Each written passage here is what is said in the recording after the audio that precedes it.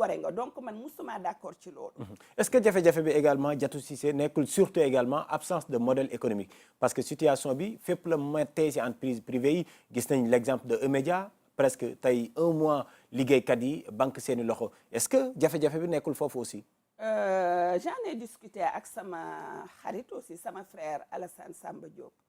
quand on a parlé situation et je pense que l'une des manifestations les plus accrues fi mu nekk nii par exemple c'est stade bi tëj et c'est un peu le groupe Futur Média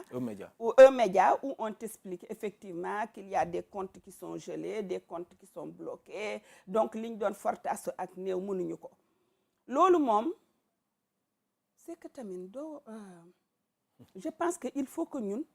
on accepte d'évoluer mooy xam nga lan xoolaat say pratique xoolaat say jaar-jaar li nekk ci dëkk bi ci journaux ci rajo la télé est en route dans un pays où tu as presque 80% d'analphabètes les 30% qui savent lire boo ko jëlee 20% ya taluñu abonnement journaux leneen la ñu tal publicité wa daalikal mu naan loolu la c'est vrai le modèle n'est pas viable loolu moo taxoon ñun ba ñuy xeex code de la presse bi ñu xeex le fonds d'appui à l'entreprise de presse mais l'entreprise de presse effectivement dafay renvoyer ak modèle économique ak business plan je pense que aussi au-delà de nos petits égos au-delà de nos petites influences yi ñuy créer parce qu'on a un journal parce qu'on a une petite télé parce qu'on a une radio je pense que il faut qu'on accepte d'aller vers des consortiums man ça m'a beaucoup frappé en Afrique de l'Ouest je te le disais off the record des gens qui mutualisent leurs efforts qui font de véritables groupes de presse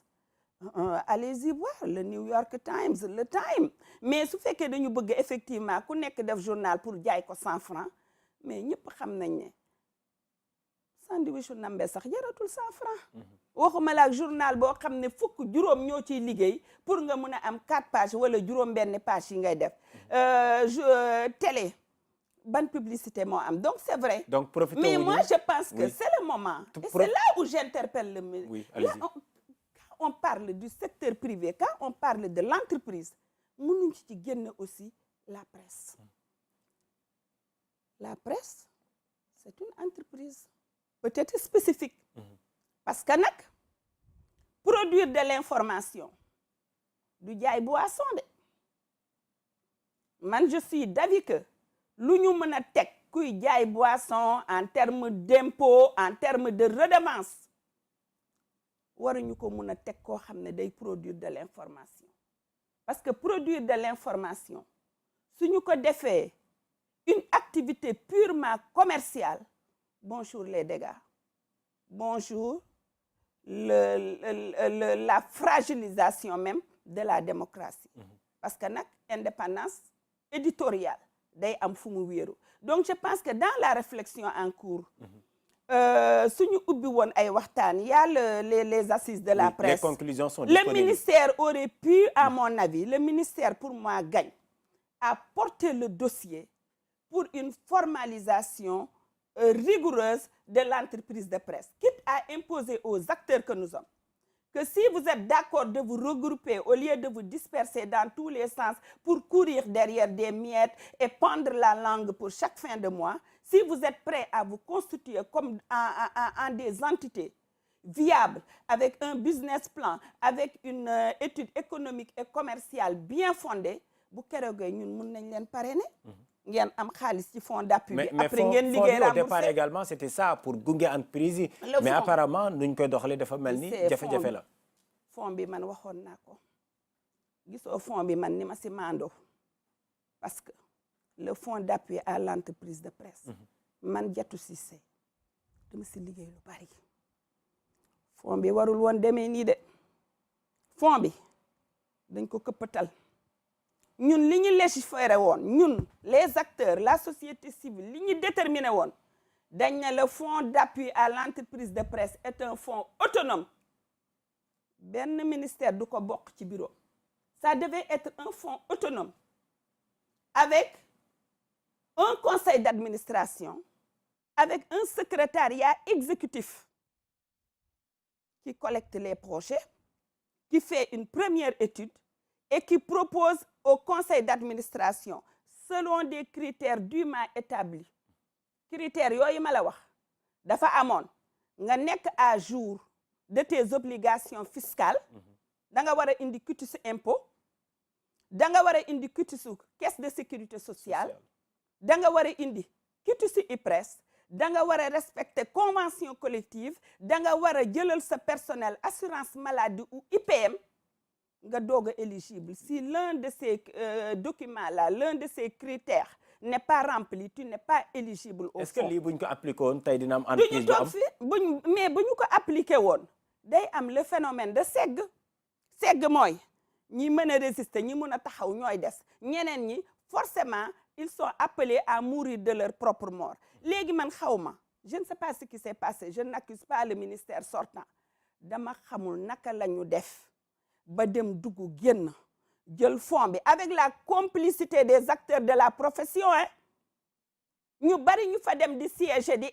émarger ñoom xamoon nañ ne c'est pas la vocation du fonds, waaye ba émarger jotee siège jotee peut-être aussi dafa amoon passe, je n'en sais rien, ñu dem. Donc quelque part ñun ñi on s'est mordu la queue. Bu fekkoon dès le départ dañoo positionné génne leen fonds bi, entreprise de presse boo xam ne dafa am benn projet viable bancable, bu ñëwee ñu jox ko xaalis mu liggéey entreprise mu démarrer, ñu may ko moratoire peut-être 1 an mu commencer rembourser. Je pense que loolu yëpp du ci ñëw, mais nañu waxante dëgg, ñun on a cédé aussi à la facilité et on s'est même compromis quelque part, loolu mooy dëgg. Léegi nag olof yi nee nañ bu ndox tuuroo an bàq moo ci des. àla kulli al, en tout cas moi j'exhorte particulièrement le ministre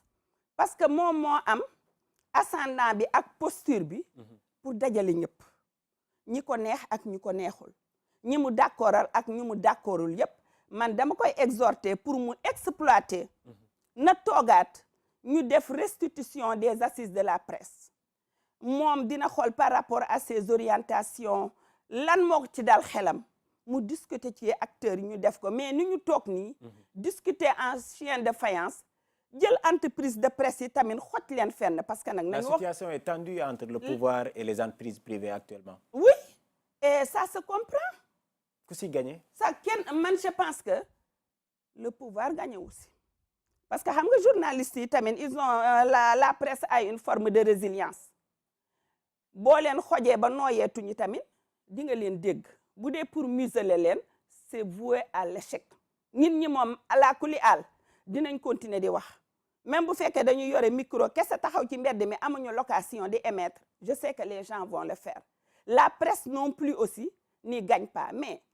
dans ce cas d'espèce on est dans le combat David Goliath. Loolu moo am. Man nag dama foog ne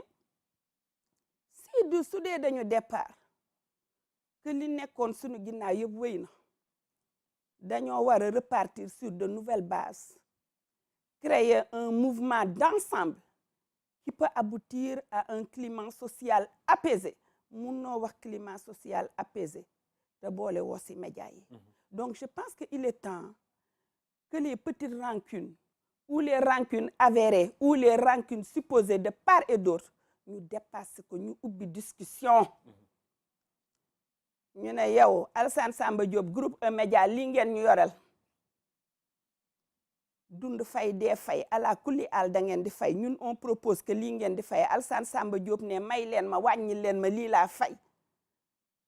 ñu avancé,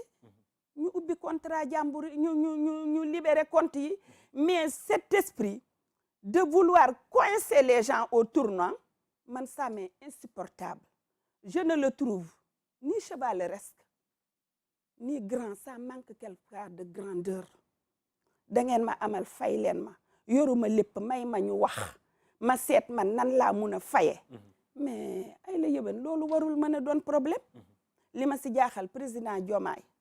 moom dégg naa ko fi mu wax ne joxe na ay instructions pour que discussion yooyu ñu mun ko ubbi.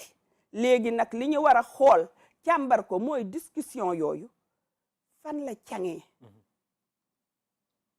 si lan lañ ko wéer ba càng ko comme disent les jeunes quel est le projet